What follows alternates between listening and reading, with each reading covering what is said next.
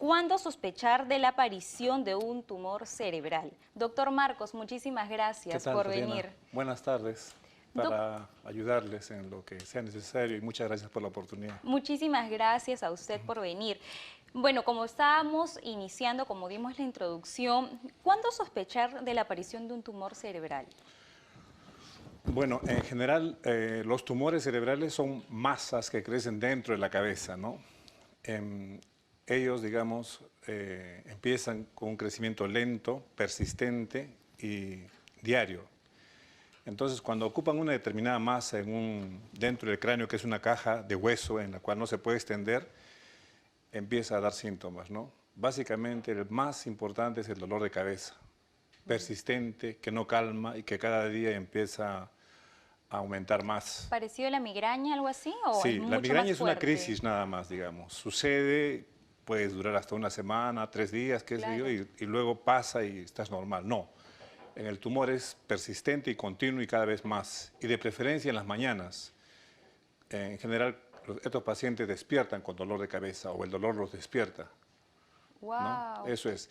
Y dependiendo de la zona donde se ubique, la cabeza es como un mapa, digamos. Si se ubica, por ejemplo, en la parte frontal posterior, Por es la oreja. probable, sí, en la parte encima de acá, puede ser que empiece, por ejemplo, a dar síntomas como que le falta fuerza en una mano, etcétera, Ah, de acuerdo a la a la ubicación del ubicación tumor dentro de la cabeza. son las reacciones o las Ajá. complicaciones que se van También mostrando. tumores localizados en la parte frontal dan trastornos de la personalidad. De repente nomás ves que habla cosas raras, diferentes, ¿no? Pero siempre hay un fondo de dolor de cabeza.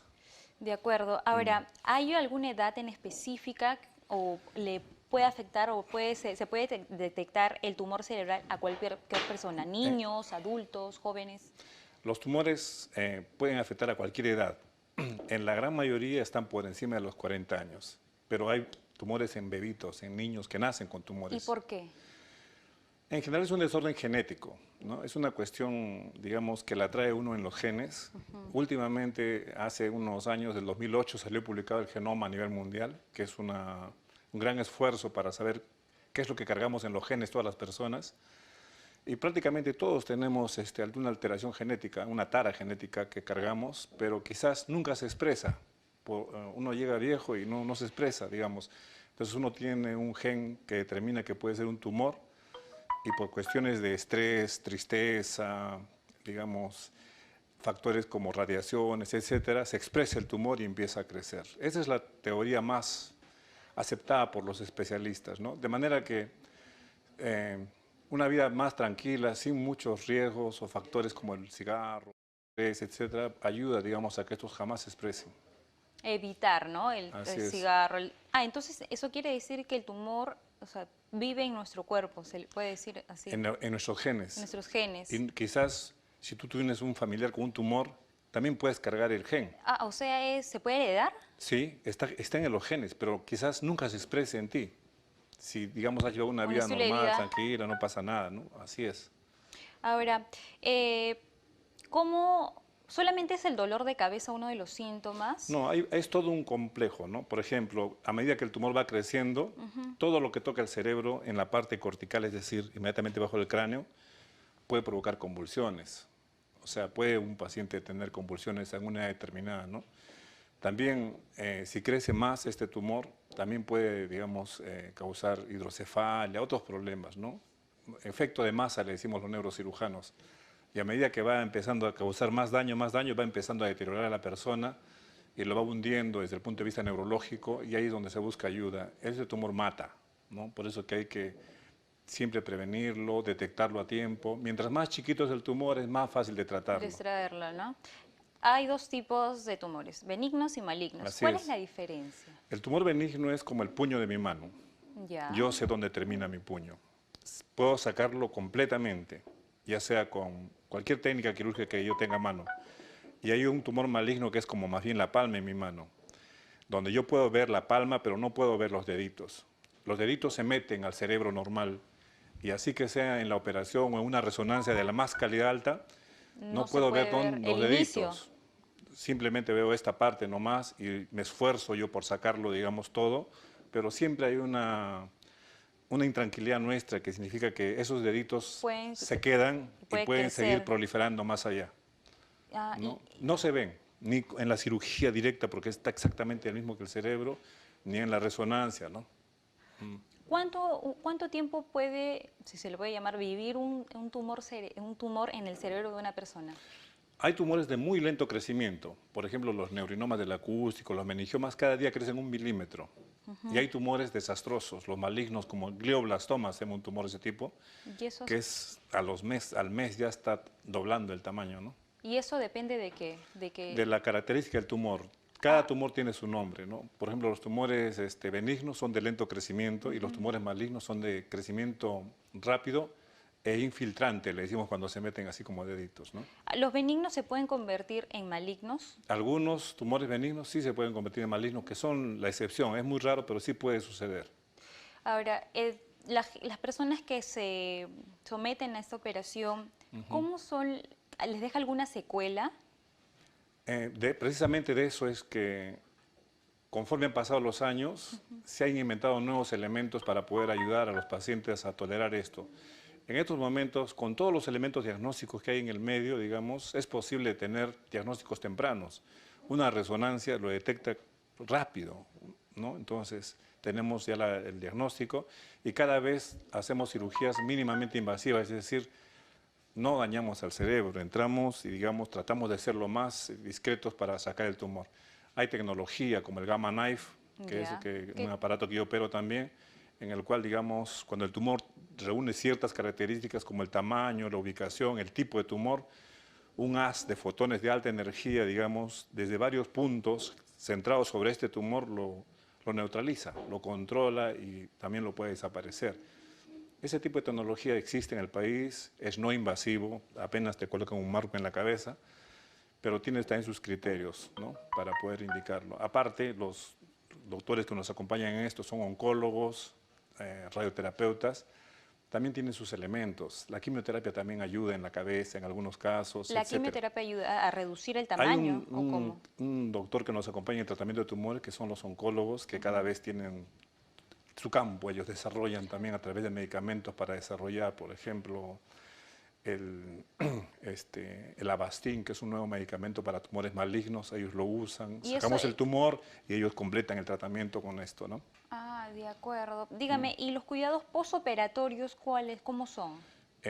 Dependiendo de la cirugía que se haga. Por ejemplo, en lo que es Gamma Knife, al otro día está trabajando, ¿Normal? normal. Se va a su casa, desarrolla sus cosas, tiene que controlarse cada 6 meses con nosotros y lo vamos evaluando hasta que el tumor lo declaramos controlado o desaparecido. Y cuando hacemos una craneotomía, es decir, una cirugía... Le abren la Sí, cabeza. en ese caso, por lo menos es un seguimiento de unos 15 días en hospitalización y en consulta, y luego le damos descanso médico hasta su recuperación, ¿no? ¿La craneotomía se le hace a qué personas? Todos los tumores que están en crecimiento dentro del cráneo son susceptibles de cirugía o craneotomía, como tú dices. De todos esos tumores hay algunos que son inabordables quirúrgicamente hablando. Es decir, por ejemplo, aquel que está entre el cuello y el cerebro. Es un tumor que para poder yo llegar ahí tendría que lesionar mucho tejido normal o cerebro normal para poder tratar de sacarlo con relativamente éxito y devolverlo al paciente conforme entró. Para ellos es que se han inventado pues nuevas tecnologías como el Gamma Knife que le menciono. En esas ocasiones sí se puede, si compromete de repente parte del cerebro, la garganta. Si yo tengo un riesgo de decirte, por ejemplo, tienes un tumor que está ubicado en el parte temporal y la probabilidad de que salga sin mover la cara existe y es tanto por ciento, entonces en ese rato por el Gamma Knife, o simplemente si no deseas operarte, digamos, con un riesgo, la gente le tiene temor, ¿no? Pero siempre el doctor que te trata tiene que lograr empatía contigo para poder darte y acompañarte en esto hasta el final.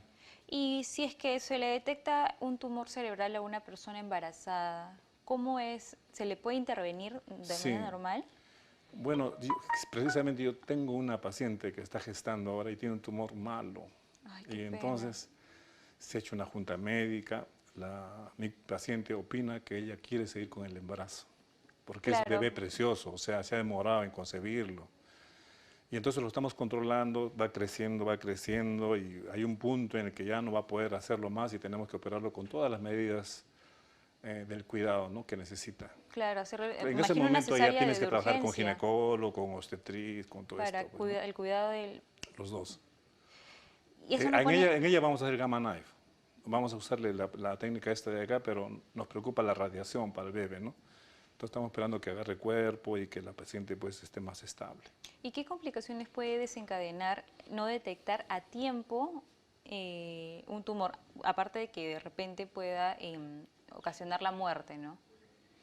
La calidad de vida, ¿no? Por ejemplo, si tú tienes un tumor y está en un área elocuente, motora, este tumor va a crecer y te va a dejar sin mover la mitad del cuerpo. Una operación de un tumor en una zona elocuente, así le decimos, las zonas muy importantes del cerebro, también te puede dejar sin habla, sin lenguaje, o simplemente hay áreas muy elocuentes como el tronco cerebral, que es donde está la respiración, los latidos cardíacos, todo esto, es un área súper elocuente. Entonces, con todos los cuidados, los especialistas se reúnen, confirman y determinan la mejor técnica quirúrgica para ese caso, ¿no? La alimentación para una persona con tumor cerebral y una persona que ya superó y que ha sido operada, ¿es igual? ¿Es la misma? Sí, a veces los neurocirujanos nos olvidamos de esa parte humana posterior, ¿no?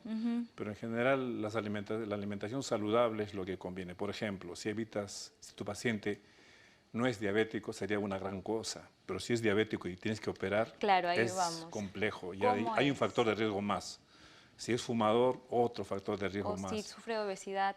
También, entonces son cosas que, digamos, de la vida diaria que complican una cirugía en un paciente saludable. Por ejemplo, un señor joven, de edad 38 años, un peso adecuado para la edad, es un excelente paciente para operar. Pero a veces tenemos el mismo paciente, solo que es gordito, es obeso, es Y diabético. se demoran en intervenirlo. No, sino que todos los elementos cuando uno opera empiezan a fallar. Por ejemplo, el diabético se le Corazón, sube el azúcar, el señor que fuma bastante, por ejemplo, su pulmón, te lo va diciendo el anestesiólogo, doctor, está saturando bajo, como el COVID, está saturando bajo y tiene usted que parar, algo así, ¿no? Ahora, sí, ya que mencionó el COVID-19, una persona que de repente tiene un tumor cerebral y se contagia de COVID-19, ¿se complica mucho? Sí, ¿Por qué? porque tienes un elemento que no te está apoyando, que es su pulmón. Cuando tú lo tienes que operar, en lo más posible no tiene que tener riesgo del pulmón, riesgo neumológico le decimos. Entonces los operamos con todas las coberturas del caso. Nos ponemos todo el traje así como astronautas y entramos a operar. Y hacemos las cosas y después de la operación va a una zona que se llama zona COVID, que es donde están los pacientes con esta enfermedad. Ahí tenemos que ir a cuidarlos también. Ah, claro, después o sea, no solamente es el cuidado No va postoperatorio. a una unidad de cuidado intensivo usual, no va. Va a una unidad de cuidado intensivo COVID aislado. y ahí tenemos que ir a tratarlo, a curarlo, a buscarlo después, ¿no? ¿Cómo descartar un tumor?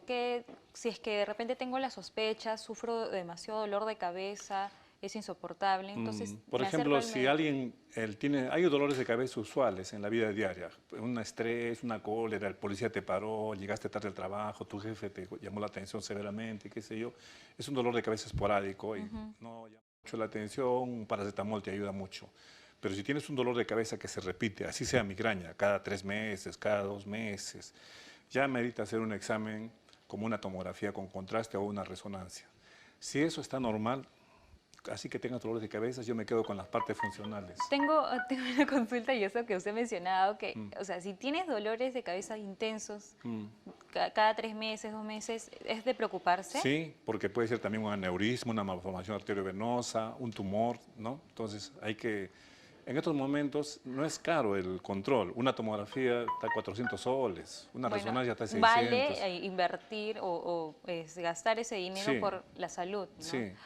De verdad que me ha dejado un poco preocupada porque yo creo que la mayoría siempre tiene dolores de cabeza intensos y bueno, la Los gente que que tienen tiene migraña, a repetición, eso ya pues hay que descartarlo. De todas maneras, si estás con una tomografía, digamos, normal, es una cosa funcional, es tensional, porque tu carácter es así, tu personalidad es así, gesticulas cuando sobre la reniegas cabeza. mucho, para que las personas tampoco no se asusten, o sea, cuando reniegas mucho y de repente has tenido el día muy tenso, con mucha carga, Entonces, y te empieza a doler por la noche en la cabeza y el día siguiente te levantas con dolor de cabeza, ¿es de preocuparse o no? Sí.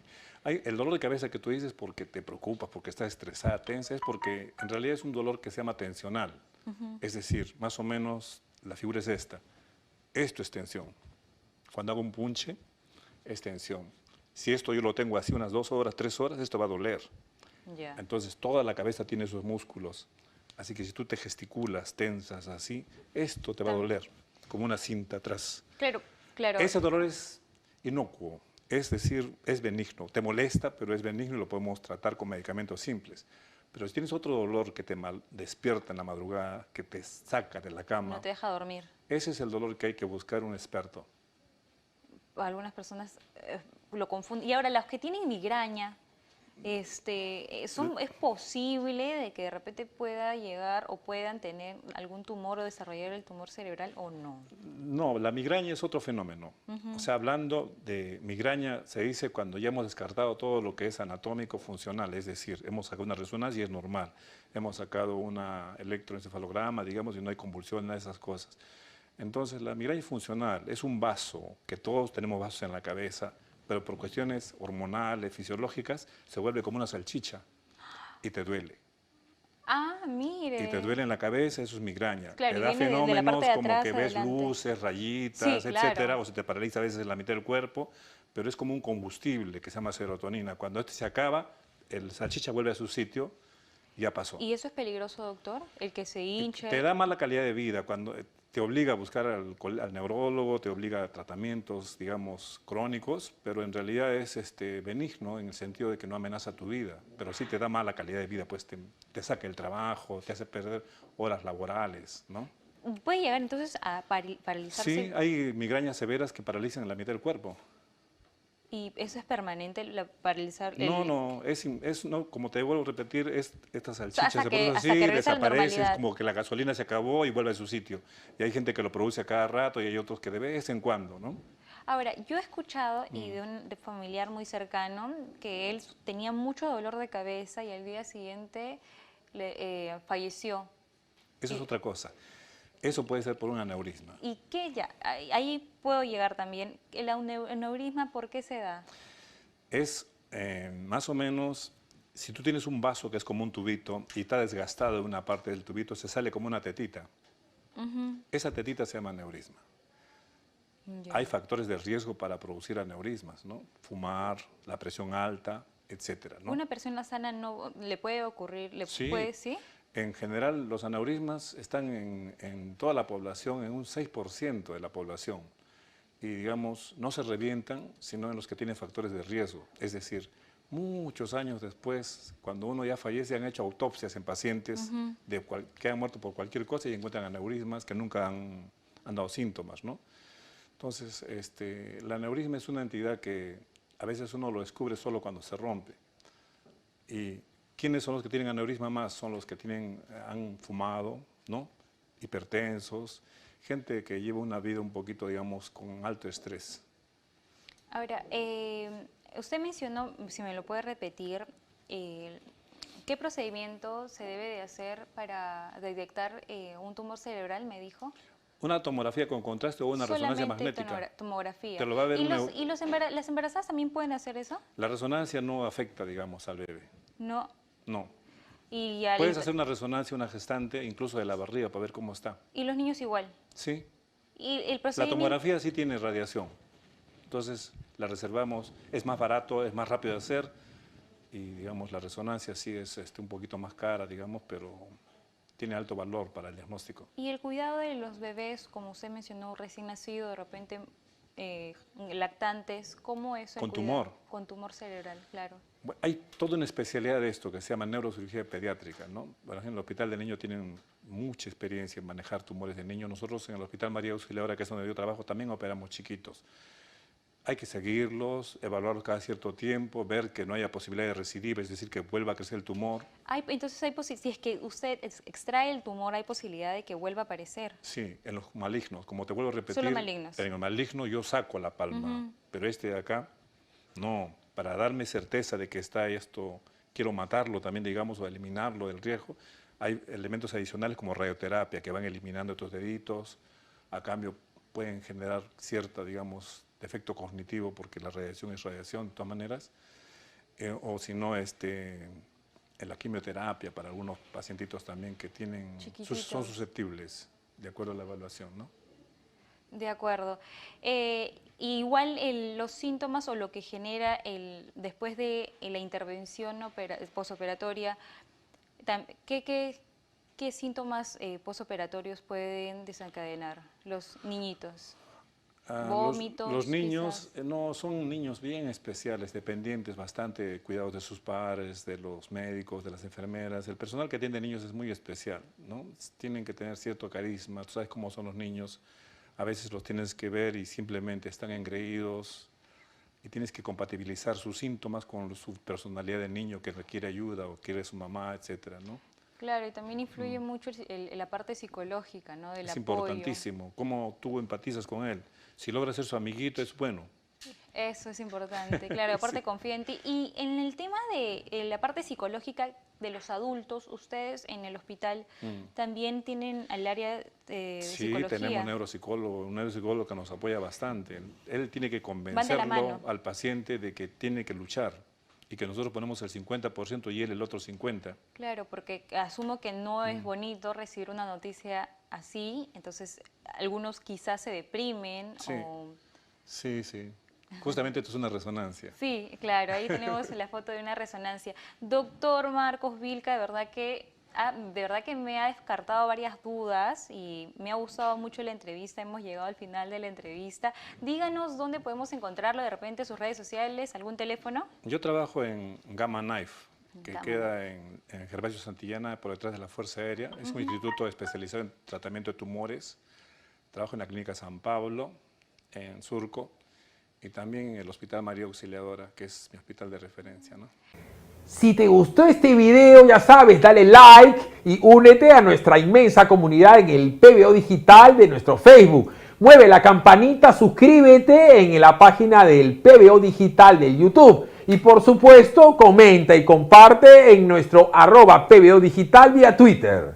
Con Centenario, ahora comprar tu lote en el Sur Chico es facilote. Ya lanzamos nuestro nuevo proyecto de urbanización, Loma Bonita, ubicado en el kilómetro 50.5 de la Panamericana Sur. Compra tu lote sin inicial y hasta 12 meses sin intereses. Solo necesitas tu DNI, un recibo de agua o luz y listo. Sin evaluación crediticia y hasta 15 años para pagar. Para mayor información, contáctanos al 01-616-9009 o visita www.terreno.pe. Centenario, más de 90 años haciendo propietarios más fácil.